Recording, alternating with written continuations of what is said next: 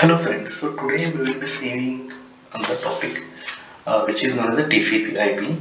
So we'll see what is exactly TCP/IP is and how does it work.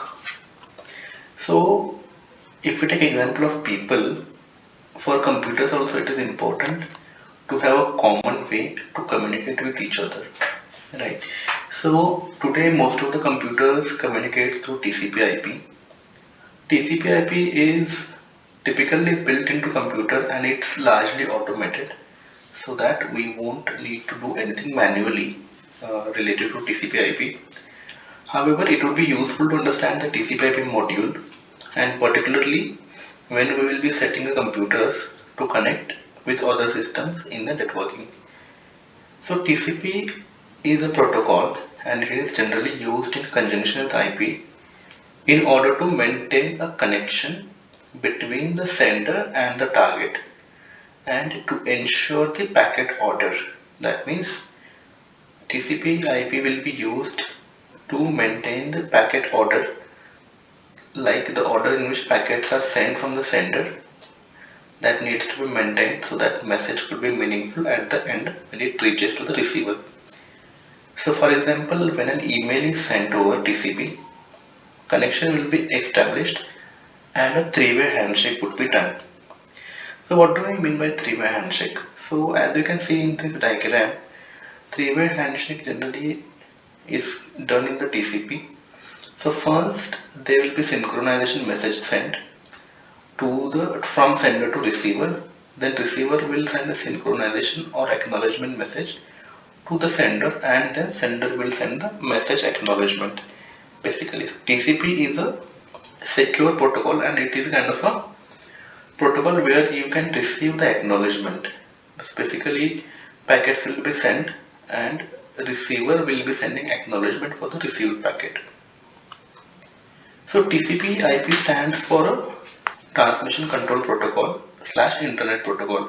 So TCP IP is a transmission control protocol and IP is a internet protocol. So TCP IP is a set of standardized rules and that allow computers to communicate on a network like internet. So as we're aware, computers will be communicating through protocols. So what is protocol? So protocol is an agreed upon set of rules, like in a human term, as we use social protocols to know, like to how to behave with other people, how to communicate with other people. Similarly, computers will be using computer protocols. Now, each technology would have its own way of setting communication rules.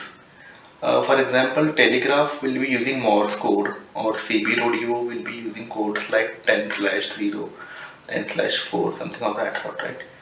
So the primary version of IP used on the internet today is the version 4, IPv4. Right now, IPv4 are having limited combinations of IP addresses. Thus, there was a newer protocol which was recently developed, and that protocol is known as the IPv6. So V6 will have more addresses available, and currently it is increasing in the adoption because as computer devices go on increasing in the world, we need the more addresses to be allocated to each individual network. Now we use TCP/IP as a single term, however TCP and IP both are different protocols, right? So those are separate computer network protocols. So IP is a part using which the address is allocated to which data will be sent. So suppose there is a receiver, that receiver will need to have a certain IP address and that IP address will be working as a address to which data can be sent from a sender, right? Now the delivery of that message to the destination will be responsibility of the TCP. So once sender sends data to a particular IP address, TCP will need to make sure that that data reaches to the destination, right? It is possible to separate them.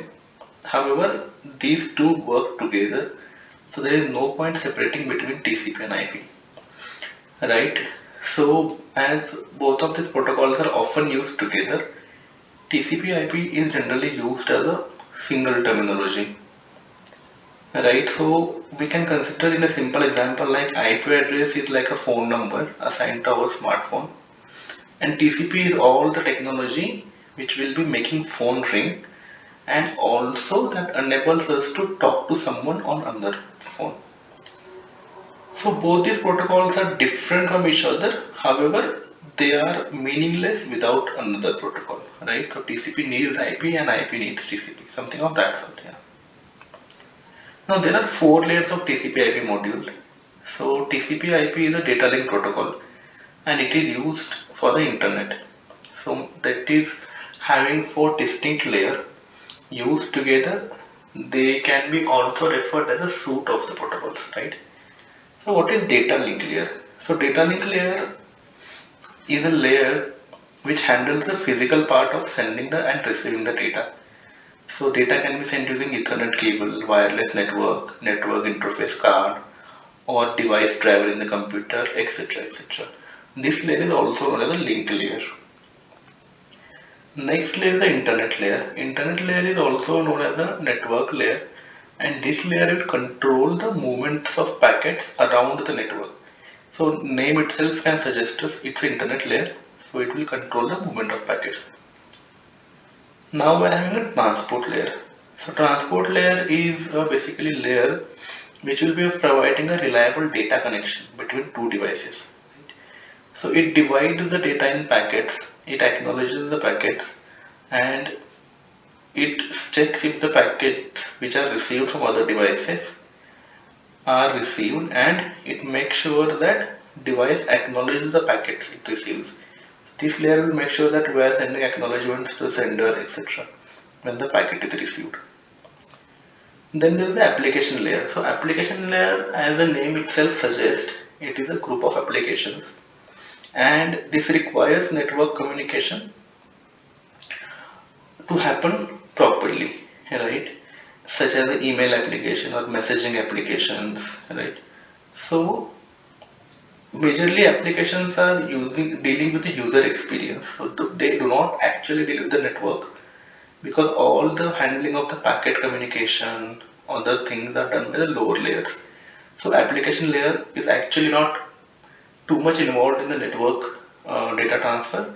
However, it kind of forms as a connecting link between user and the underlying network. Right. So in summary, we can say IP is a connectionless protocol, and which means that each unit data will be individually addressed and routed from the source to target device. And the target device does not send an acknowledgement back to the source. So for the acknowledgement perspective, we need another protocol such as TCP, which is Transmission Control Protocol.